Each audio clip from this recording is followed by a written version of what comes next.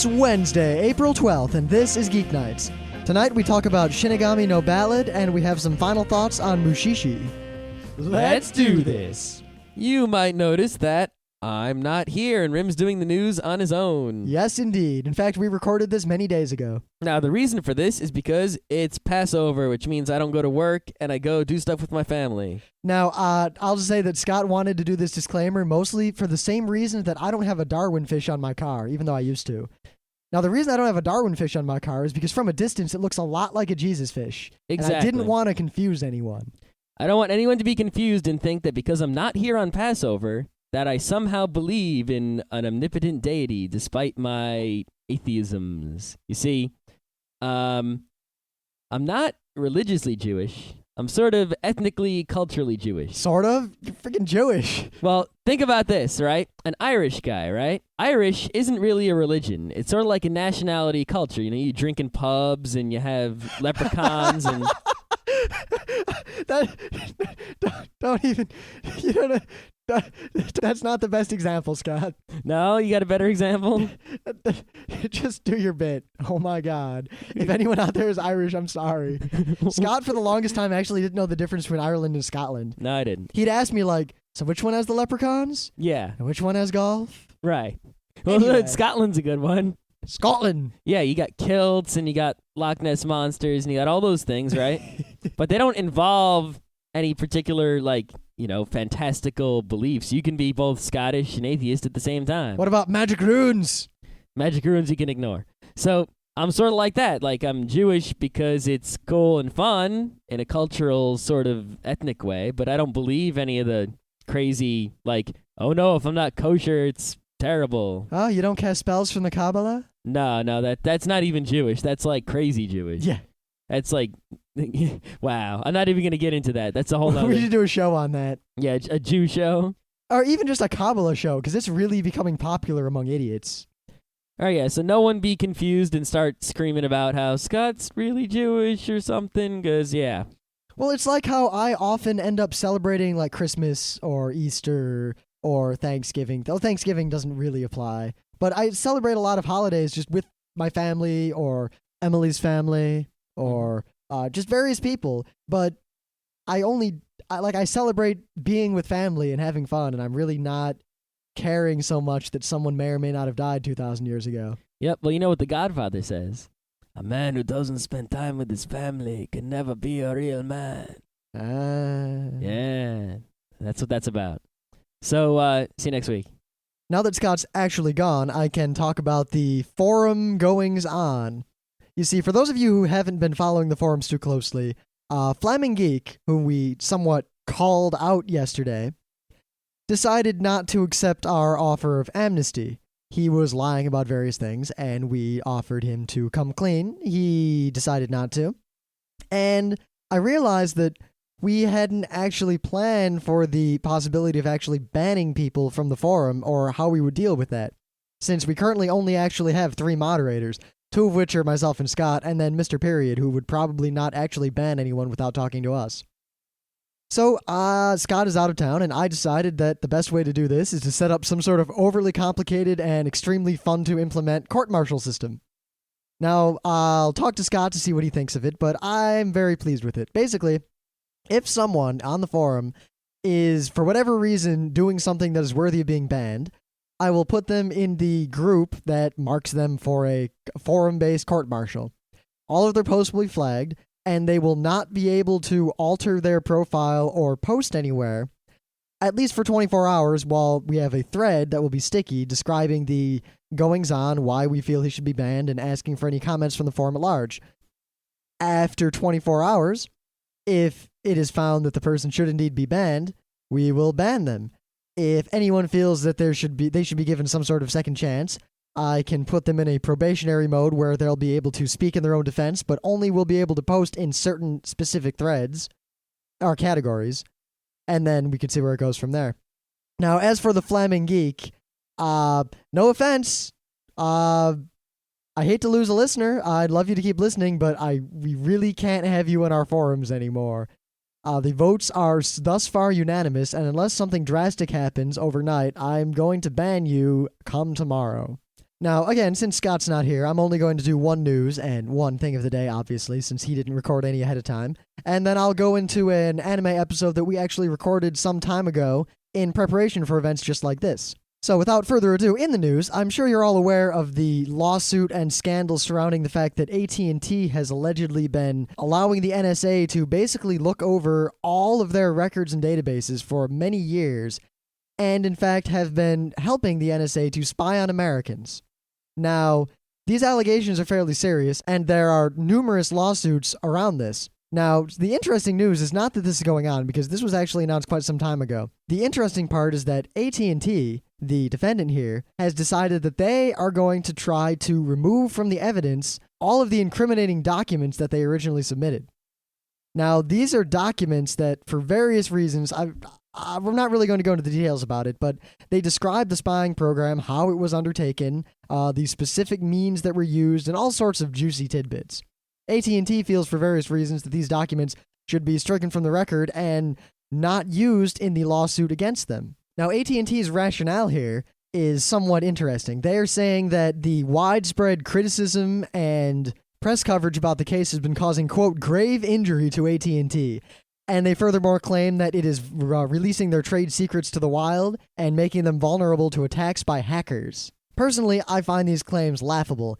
AT&T got caught doing something they shouldn't be doing, and they're doing everything within their power to get out of it. Now, on a more broad level, this isn't the only spying scandal going on. I mean, aside from AT&T spying on all of us, I know you all know that President Bush had a while ago authorized the spying on American citizens who were calling foreign countries, and he also recently admitted and even was proud of the fact that they're also authorizing the spying of entirely domestic conversations, despite the fact that he has at no point ever gone to a FISA court to get warrants for this, despite the fact that even as previous presidents have indicated, it is quite trivial to do so. Now, I don't know about you, but I really don't like the idea of my government spying on me, particularly when my government has been rather, shall we say, rash, even evil or Orwellian lately. It's kind of a slippery slope, scary trend. I hate to use the term slippery slope, and I hate to use that sort of argument, but this is a very slippery slope. I mean, it's getting worse every day, and the scary thing is, it's not that the spying's getting worse every day, it's that we're finding out more about it every day. Now, I know we actually have a lot of listeners who aren't inside of the United States, and all I really have to say to you is that despite what other problems the countries you live in may have, I would consider you fairly lucky in many ways that you don't have to deal with the things that we're dealing with as a nation right now. And if things continue on the trend they're continuing, I mean actually continuing exactly the way they are and getting worse at the same rate they are now, then I really can't see myself continuing to live in this country within the next, decade or so, maybe even sooner. But that's all talk for another time, since this is Geeknights Anime Day and not Geeknights Politics Day. So without further ado,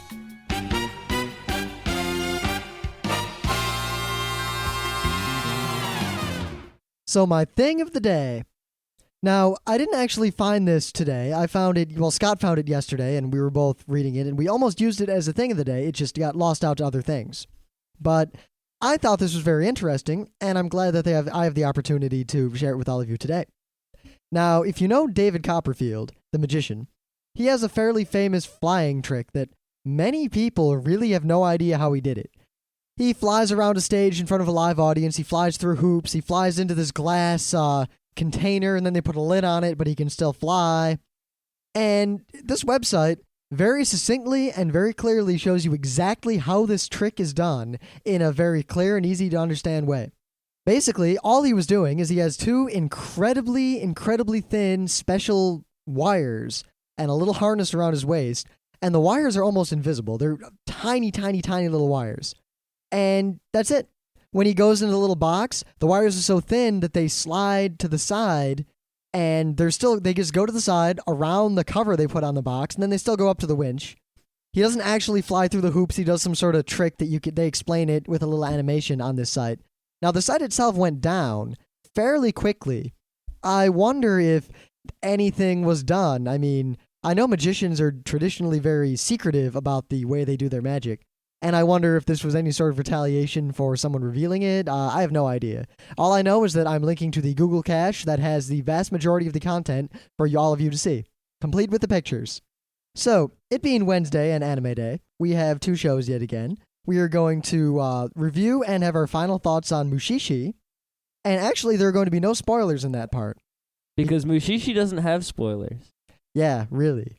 Like, if we told you how any particular episode ended, that might be a spoiler for that episode. But there is no overarching plot of Mushishi. It's purely episodic. That, and we're going to talk about, preview, Shinigami no Ballad. Which we saw one episode of, and we're probably not going to watch anymore. It started out, and it went, Basically the story of the show is there's this, well, if you don't know, a Shinigami is like a grim reaper. A god of death. God of death. And they go around collecting souls of dead people. Or writing in death notes. Right, but that's in other comics and such. And this is an anime even. It's not even a comic. So it's a story of this girl who's a Shinigami and her little Shinigami cat, which is cute and has little devil wings. And he's really an asshole. Yeah, it's sort of like Akamako. Haha, I forgot all about Akamako. Akamako! And we don't know if it's episodic or serial, but it seems like each episode she goes and kills someone, and you don't see a lot of this girl who's the Shinigami so much. You see more of like the characters that are involved with the death. And it's like, you get to know a few characters over the course of the episode, and you know what their story is, and you get along with them, and then someone dies, and then the Shinigami appears and the episode's over. Now, it seemed like a neat idea to me at first. You have a very heartwarming show where you can explore death and the way people react to it and the reactions of the Shinigami who actually has to do it and, something nice. It's really just kind of contrived and boring, honestly. Yeah, it seemed really silly and plain. Very plain. Like, there's a guy. There's a girl. The guy's with the girl. The girl has a sickness. The girl and the guy are working together to take care of the stray cat. The girl dies. The guy was, first, the other important plot is the guy wants to hang out and play soccer with his friends, but, he feels bad for the girl because she's going to die. And then, sure enough, she dies, and he decides he wants to kill the cat because it's the cat's fault that she died, kinda. Kinda, sorta. And then the Shinigami appears. We're ruining the whole first episode. It doesn't matter. The show's not good. Yeah. And basically says, if you leave the cat out in the rain, it'll die. Do you want that? And he's like, yeah, whatever. And then she tries to kill the cat because she's a Shinigami, and he saves it. And it just really doesn't go anywhere. That's it. That's the end of the episode. Pretty much. Then it's like, it's sad the girl died, but it's okay. She would have, it's the way of the world. Be happy. And that's it. The show just feels a lot less inspired than a show that has so much potential should be. Yeah, I mean, if they made the show maybe, like, about the Shinigami, like, observing people or something. Or if they just did what they're doing, where it's just 26 or however many one-shot treatments of death and how people react to it. Yeah. But no. I mean, it is that, but it just wasn't good. I didn't really empathize with the characters. I didn't really feel anything. I didn't really care. I definitely We spent more care. time yelling, I'll bet the girl dies. No, I'll bet the guy dies. No, the cat's gonna fucking die. Than we did, actually caring. Yeah. I think the problem is that the real characters don't get enough time at all. I mean, the awesome devil cat was on the screen for maybe a minute. And actually, the devil cat and the Shinigami, they come in right away. And they don't say anything. And they're on the screen for maybe 30 seconds. And then you don't really see him again until the last few minutes of the episode. They don't do anything. When they kill. They don't actually really do anything, which would be fine. Again, it's just, I guess, here's what the main thing that bothered me about the show. A lot of shows are very atmospheric, and I usually like that. The camera will pan around a lot, and they spend time looking at the environment characters are in, and it's not just face shot, action shot, like American shows tend to be. But, I mean, A Place Promised did that really well. Now, this show seems to be trying to do that, but it's not good. It's hard to explain, but like the camera kept panning to things that just, it looked like they were lazy and they didn't want to animate the whole show. So they kept panning the camera to static, useless shots of like half of a tin of cat food. Yeah, it's not exactly the highest production value show. I mean, the animation is basically standard for modern day animation. And honestly, I don't think the voice acting is that good. I wasn't really paying attention, but it sounded just like people talking. It wasn't like it sounded like people talking, eh? Yeah. Well, you know what? Actually, the voice actor for the Devil Cat was good. And you know what? The only thing this show has going for it is the Devil Cat. Let me say that right now. Yeah. They should just make a show about that cat, whatever his name is. Well, actually, the Shinigami is very cool looking. I like the way she was drawn. She's kind of glowy with the red shoes and. I don't know about the red shoes. And then with the big scythe, it's sort of, it looks like either an otaku kind of look, like the kind of things otaku like. Like they'll probably go like little models of her and such. Yeah, she's definitely designed in the same vein that like Chi from Chobits was designed. Yeah. It appeals to a certain demographic. Not us. No. But the Devil Cat, right up our alley. Well, the Devil Cat's an asshole. That's the idea. So really, we're not going to say any more about this show. It's probably not worth watching. Actually, we can contrast this show with Mushishi. You see, Mushishi, which is what we're going to talk about now, which we're going to semi-spoil because there really isn't an overarching plot to spoil, but we might say what happens at the end of a few of the episodes. So now, Mushishi, just so y'all know, we've talked about it before. We reviewed it when we'd seen, 5 or 6 episodes, and if you search through the archives, you'll find that. We've seen the whole show now. It's a 20-episode show. Now, unlike Shinigami no Ballad, where like the strongest characters, being the Shinigami and the Devil Cat, barely appear, the strongest character in Mushishi is Ginkgo, who's the main dude, and he always appears. He's all around. Even though it's also episodic, and the story is never, except for one episode, the story is never about Ginkgo. It's always about some other people, and he's just there helping or figuring it out. But he's always there enough, and he's awesome, so it kind of works out. Whereas in Shinigami no Ballad, it's also not about the Shinigami, but the Shinigami's not there. Yep. I don't know. Now, we talked about it before, so I'm not going to explain the whole concept of the show in detail again, but basically, Mushishi is about, well, it's a world that it's kind of hard to place what era the story is set in. Like, it could be medieval or like late medieval Japan. It could be modern Japan. It's really hard to tell. I don't think it's modern Japan because everyone seems to be living in villages in the mountains somewhere. True. Or villages in the middle of nowhere. So it's like modern Japan when people still had some sort of traditional stuff and, you wore kimonos all the time. And of course, it is definitely a non-standard historical timeline because there are mushi about. Yeah, and there are not samurais or ninjas about, which tells you something. But basically, in this world, there are these mushi, which are like a cross between a ghost and a spirit and a bacteria. Yeah, I think they describe them as like creatures that are somewhat in between plant and animal and nothing. And they go around in the world just like bacteria and everything would, and most people can't see them and don't interact with them. And whenever mushi and humans come together, strange things tend to happen.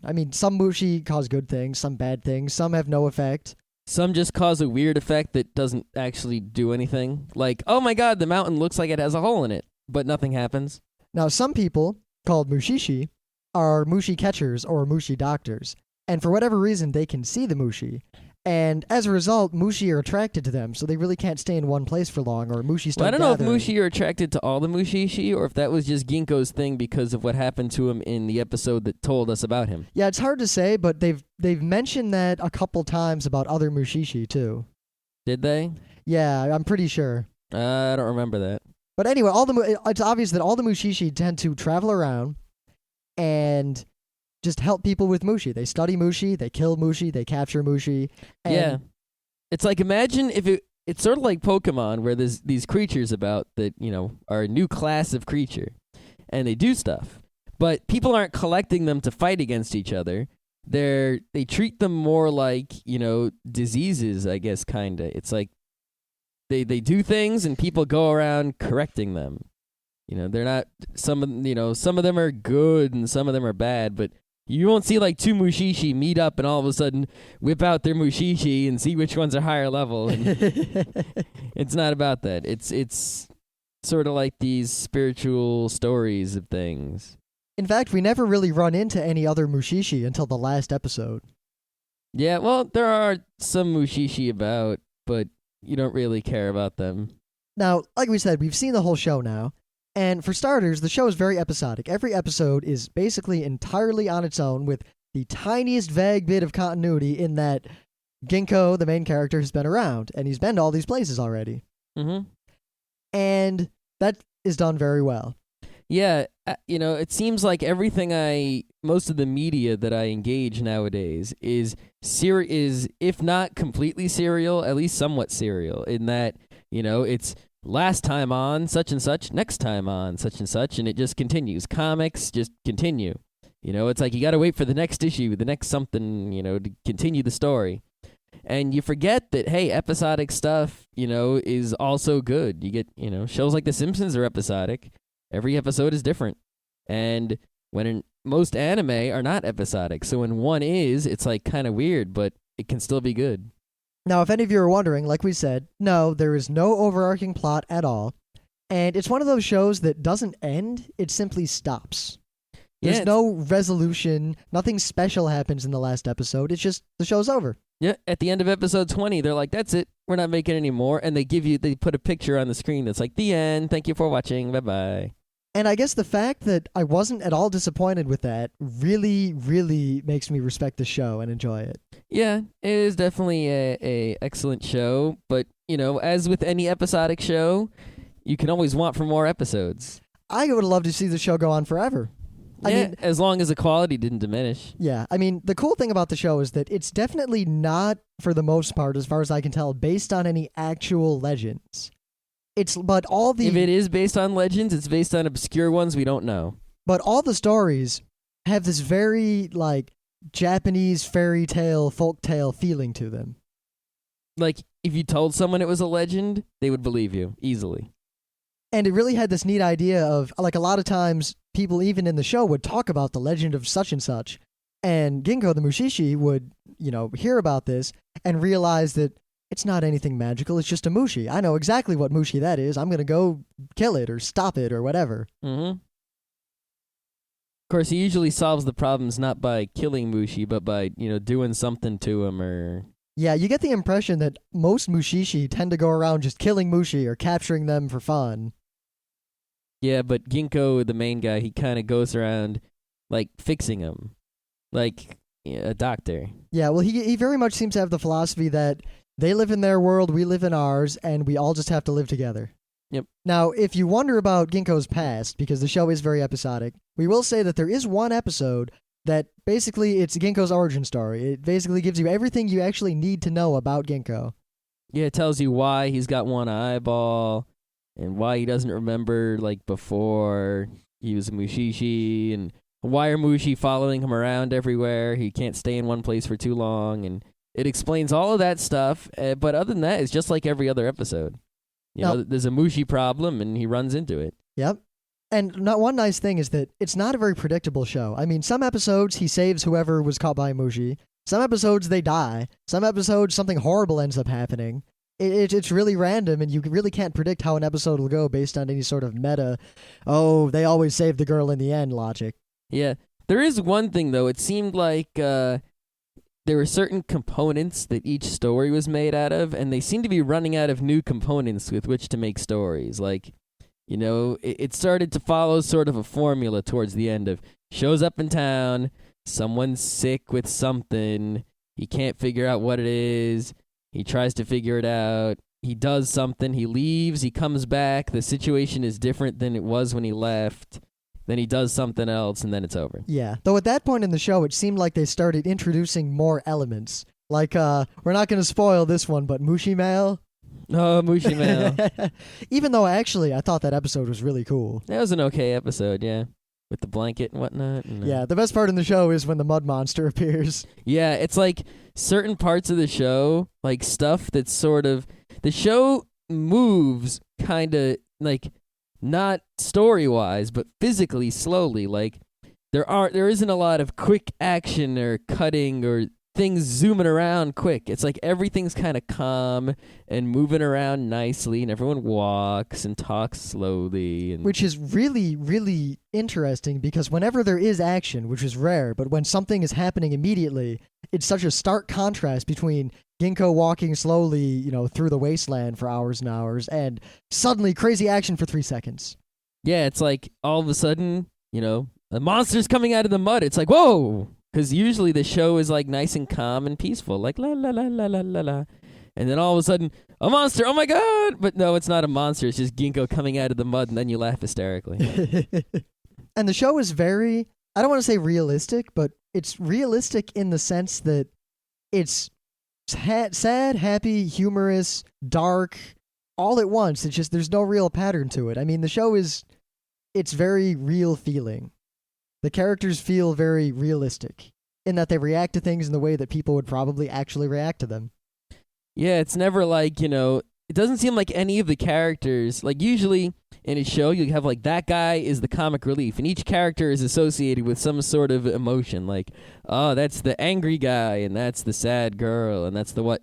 Everyone seems to be everything, Sometimes Ginkgo's like, oh, you're sick, I don't think you're going to get better, and he's all kind of sad about that. But then another time, he'll joke about something, and he's like, hey, what's up? It's funny. Yep. Now, despite the generally very serious nature of the show, it is often humorous, but the humor is very subtle and very wry. Oh, very subtle and wry. I mean, to the point of once you start watching the show more, this is my favorite aspect of the show. It's that you learn about how the show and how the world works as you watch, but they don't tell you anything outright. They don't say, these kind of Mushi are like this and these kind are like this, but as you watch and you watch Ginkgo solve these problems, you start figuring out how you would solve them if you were him.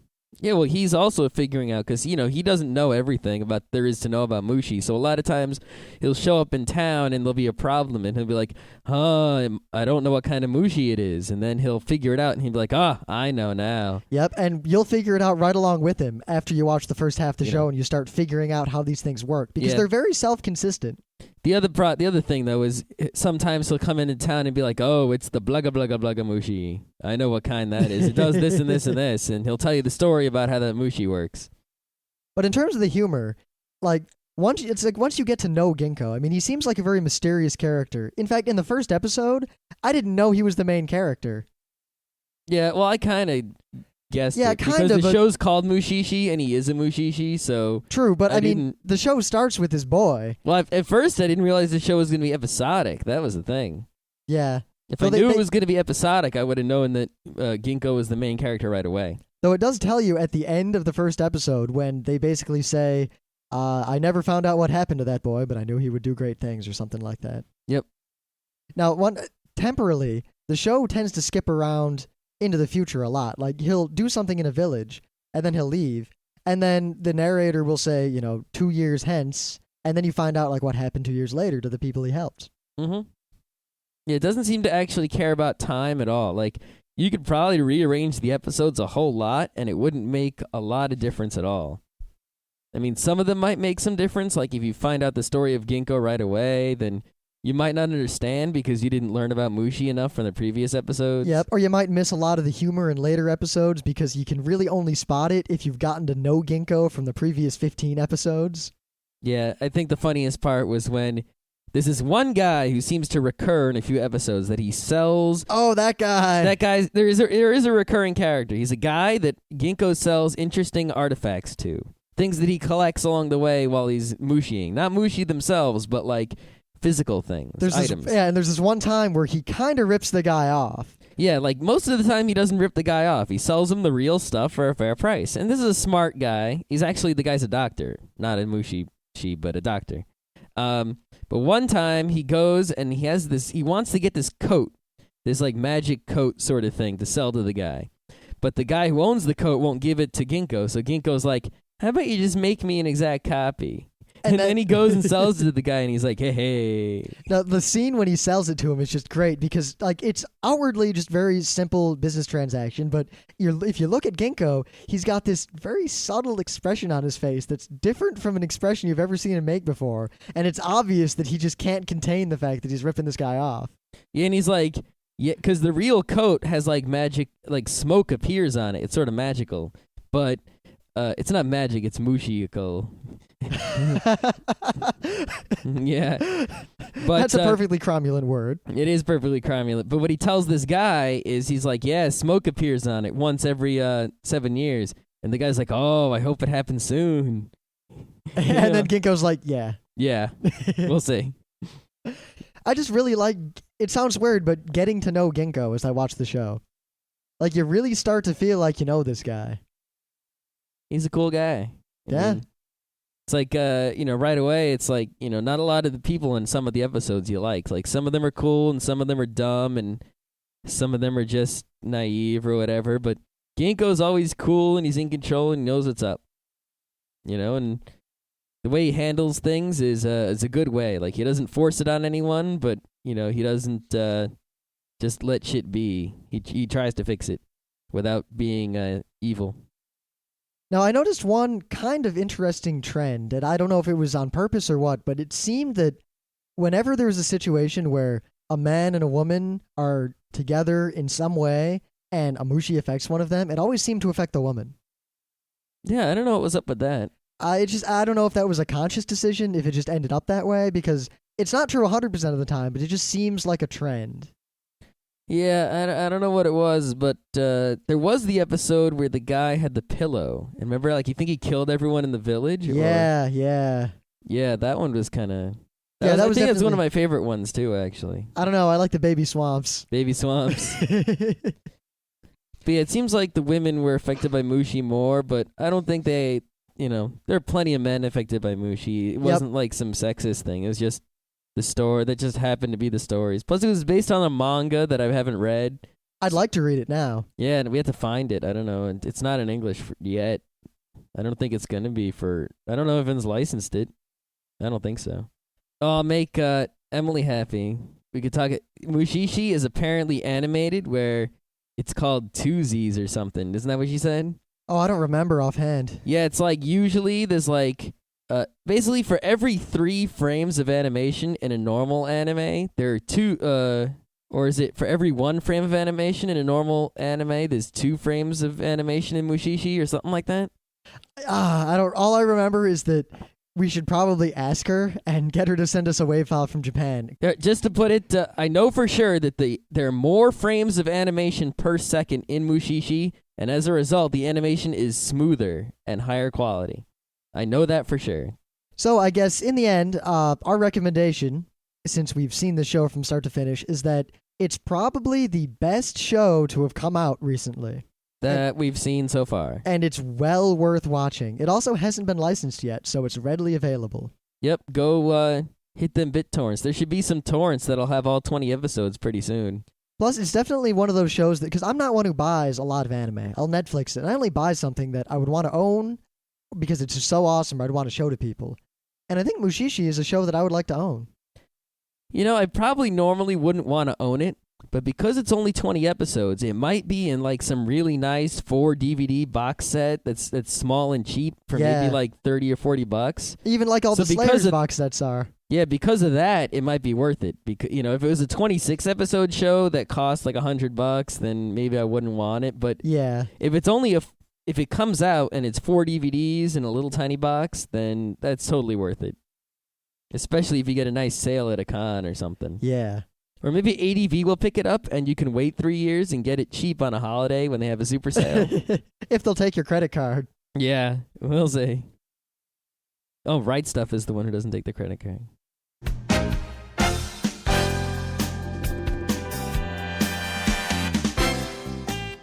And that was Geeknights with Rim and Scott. Special thanks to DJ Pretzel for our opening theme. Be sure to visit our website at www.frontrowcrew.com. If you like our podcasts, you'll love our forums. Make sure you visit them. You can send your email feedback to geeknights@gmail.com. And if you want, you can leave us a voicemail at 206-333-1537. Geeknights airs every weeknight, Monday through Thursday.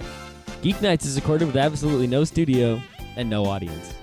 But unlike those other talk shows, it's actually recorded at night.